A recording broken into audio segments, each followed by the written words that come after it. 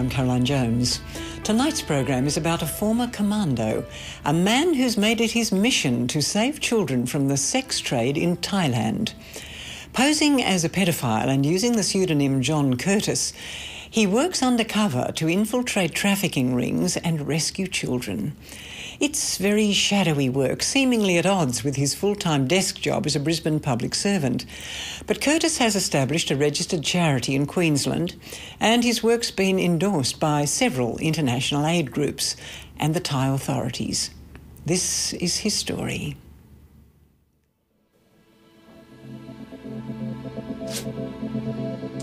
At approximately 2100 hours, the investigator received a referral from a reliable confidential source. Greyman is a semi-covert organisation. At approximately 1600 hours, the investigator and his team arrived at the brothel. A lot of what we do requires the bad guys to not know what we're doing. The reason for that is that some of the people we're dealing with can be quite dangerous. The investigator received phone call reports from his team that they had secured another 7 girls from the brothel. I was sitting outside a brothel once and someone threw like a Molotov cocktail, and it exploded and put flames everywhere. People that we have consulted with, they've been chased, they've been shot at, been pursued for miles with the bullets ricocheting off the back of their car. We all acknowledge the dangers involved in that covert work. It hasn't made any difference to my resolution to want to go on with it.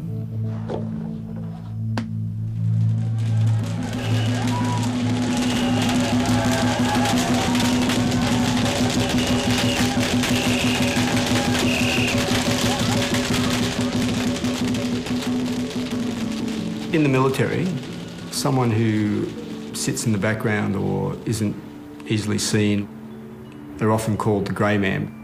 So it seemed to suit us very well in terms of that kind of shadowy, in the background kind of image, because of the nature of a lot of the work that we do in Thailand.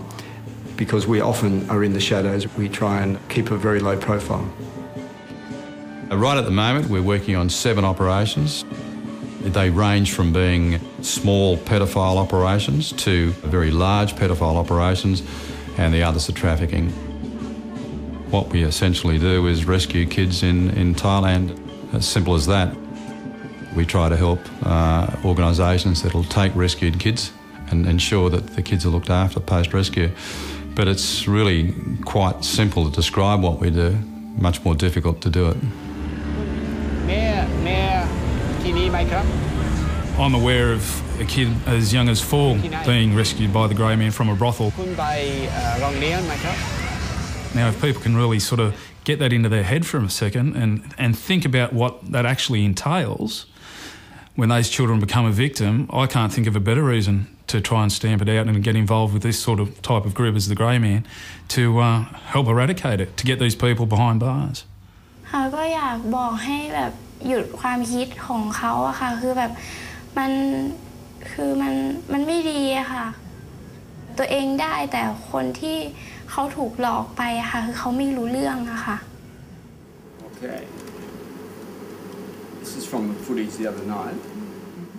Human trafficking is on the increase in the world. And he offered me a 13-year-old he could bring over from Burma. I am just so grateful to Greyman for the work that they are doing in trying to investigate and assist with the prosecution and intervention of these cases. Only 13 years old. They go back to Myanmar for about 1 week. We've been working in this for about 4 years now, and what we normally deal with, it's small-scale trafficking rings that are fairly well organised.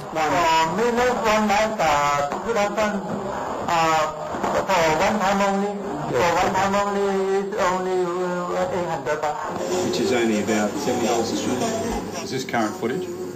Yeah, this is only a week ago. The children are often trafficked by their own relatives in their village, and then young men will take them into Thailand from Burma or Laos or wherever, and then they'll be distributed to different areas. So the next step is we'll go there, and again, We'll ask him for younger kids, and when he can organise that, and then we'll stage the sting around that. Yeah. John's background in the military was primarily intelligence, so he is very used to gathering information. That is a major part of what we do. I went into Special Forces actually quite young, when I was about 18, but I was too much of a hippie, and I lasted about 3 months, and then I stopped turning up and they kicked me out. But I regretted not carrying through with it, and I carried that around for a long time. This is a rainforest plant called bunya nut, and it's one of the best wild fish you get because... John's always been fascinated with techniques of survival. To live off the land and experience bush tucker. They're actually okay, these ones are quite good. He's travelled the world and he's lived with a number of tribal cultures, for instance, the Apache Indians in America. He's not materialistic at all. He used to call himself a Zen minimalist and, his worldly possessions were in a box. He doesn't care about his car, he doesn't care about his clothes, but he really does care for people in the world. I think the common refrain of most of my friends is that I should go out and get a real job. And that's been quite constant through my life because I've just done the things that interest me at the time, and I might spend a year here, a year there doing different jobs. Finally, when I was about 32, I went back into the military again with the reserve. I spent about 4 years with Special Forces. John has always been a man on a mission, and when he sets out to do something, he'll achieve it. He's very determined. He got his Green Beret in his mid-30s, which is a very good achievement. I remember being in the back of a truck when I was with the commandos, and I was talking to a friend of mine, and I remember saying to him that I felt like the first 35 years of my life were for me, and the next 35 were for something else. But at that time, I didn't know what it was. I remember when John travelled to Thailand in the mid-90s and he returned and he was very affected by some of the things that he'd seen over there, particularly in relation to child trafficking. Children were being sold to the sex industry in Thailand. ใครบ้างที่มีแม่มีพ่อที่พาลูกหรือพาพี่ของเธอไปขายบ้างไหนลองยกมือสิครับ He saw the problem firsthand. It always lingered as something he'd like to have a look at later. The opportunity arose, probably triggered by him having a daughter, and he decided to do something about it, around about 2004. Take that stick and go and join us. I'd been looking for this purpose for a long time. I was very down.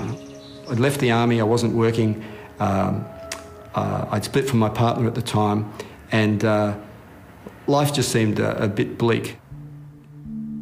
My daughter was 5 at the time. I was standing at the doorway just watching her, and she was just breathing, she was asleep. And I remember I just had this voice come into my head, which was my voice, but it just came out of the blue, and it said, there are children like her being abused in Southeast Asia. And I thought to myself, well, where did that come from? But I said to myself, well, if I could do anything about it, I would. And then about a week later the army owed me a lot of money, and it finally came through after a year. So I decided, well, I think I'll take that as a sign. And so that motivated me to go to Thailand. And then I promised my daughter that I would rescue 5 children. And when I told her that, she was very happy about the idea, and she could understand it in very concrete terms. My dad's going to Thailand to rescue 5 kids. And I was up in Thailand within